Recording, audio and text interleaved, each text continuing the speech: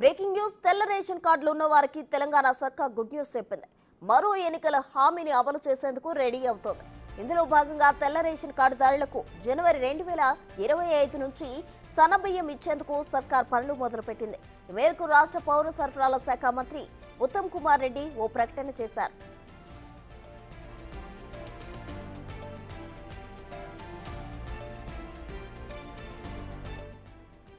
మరోవైపు ration డీలర్ల commission కూడా పెంచే బాధ్యత ప్రభుత్వం తీసుకుంటుందని మంత్రి ఉత్తమ్ కుమార్ రెడ్డి వెల్లడించారు. అయితే రేషన్ షాపుల డీలర్ల అక్రమాలను ఎట్టి పరిస్థితుల్లో సహించేదే లేదని తేల్చి చెప్పారు.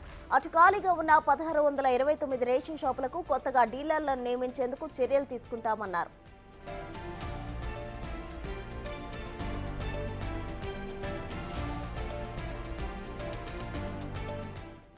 ప్రభుత్వ వసతి గృహాలతో పాటు అంగన్వాడీ సెంటర్లు, స్కూళ్లలో ఆహార నాణ్యత ప్రమాణాలు పాటించాలని అధికారులకు ఆదేశాలు జారీ చేశారు. ప్రభుత్వానికి చెడ్డ పేరు రాకుండా చూసుకోవాలని అధికారులకు మంత్రి సూచించారు.